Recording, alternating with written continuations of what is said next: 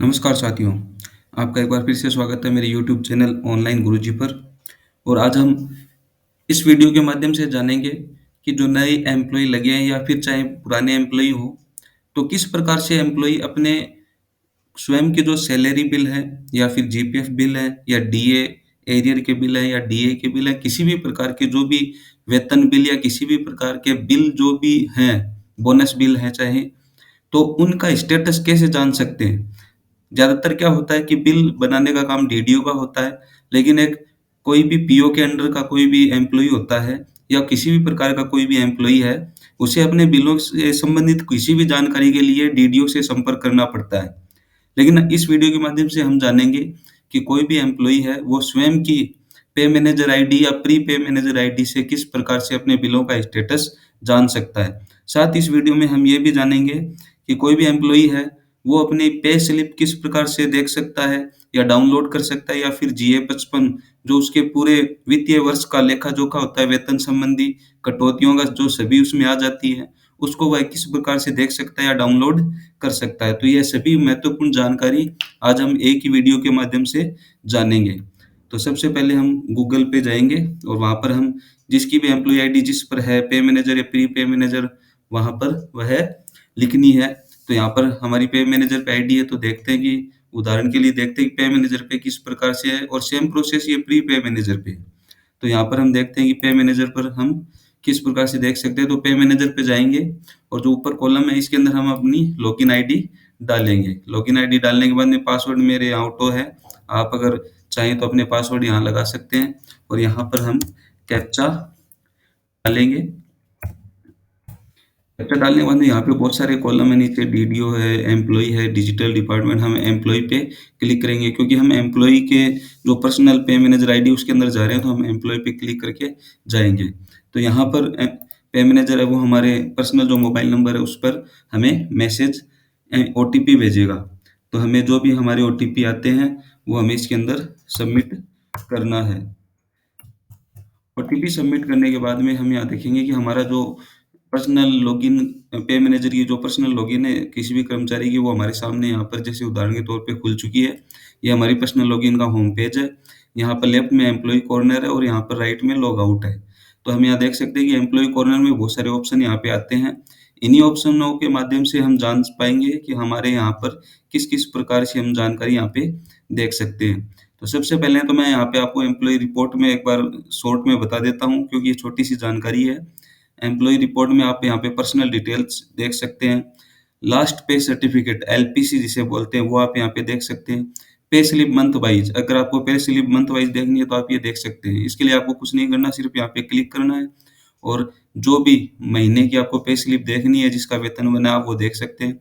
जैसे यहाँ पे मंथ या जो भी है, तो मान लीजिए हम पिछला महीना अक्टूबर देते हैं और यहाँ पे साल 2023 अपने आप है और हम इसको सबमिट करते हैं। तो सबमिट करने के बाद में हमारी जो पे स्लिप है वो यहाँ पे डाउनलोड हो चुकी है। तो डाउनलोड होने के बाद में हम यहाँ पे देख सकते हैं हमारी पे स्लिप यहाँ पर आ चुकी है। इसके लिए हमें कोई ज़्यादा इतनी उलझने की आवश्यकता नहीं है। ये हमारी अपने आप पीडीएफ में डाउनलोड हो जाती है। उसी प्रकार से पे स्लिप के बाद में यहाँ पे जीए 55 एम्प्लॉयी डिटेल है। तो इसी प्रकार से हमें जीए 55 भी यहाँ पे देख सकते हैं। जीए 55 में हमें यहाँ पर साल को भरना है कि किस साल का हमें वित्तीय वर्ष जो है उसका जीए 55 देखना है। तो हमारे पास यहाँ पे 2013-14 से लेके 2023-24 तक के जीए 55 उपलब्ध है। तो यहाँ पे अभी जो वर्तमान में 23-24 चल रहा है, हम उस पे क्लिक कर देते हैं, नाम अपने आप आ जाता है। और यहाँ पे 2 ऑप्शन होते हैं, एस्टिमेटेड और नॉन एस्टिमेटेड।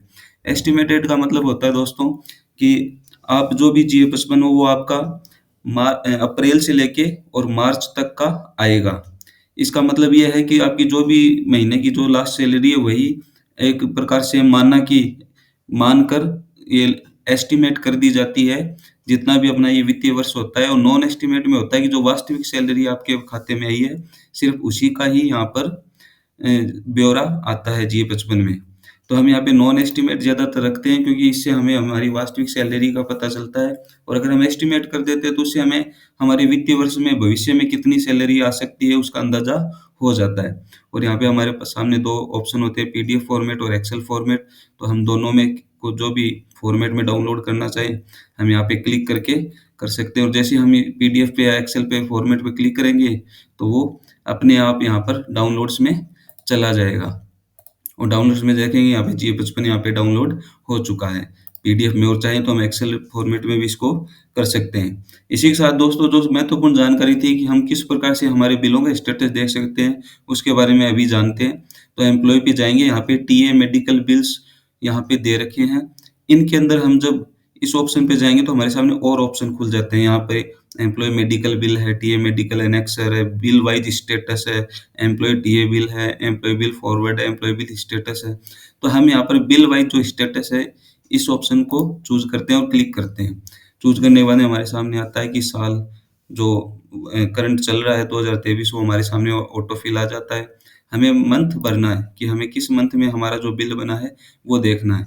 तो हम इस प्रकार से देखते हैं कि हमें अगर सैलरी बिल देखना है तो अक्टूबर में जाते हैं, क्योंकि पिछले अक्टूबर महीने की सैलरी जमा हो चुकी है, तो हम यहाँ पे आसानी से देख पाएँगे। और बिल स्टेटस में हमें देखना है सैलरी।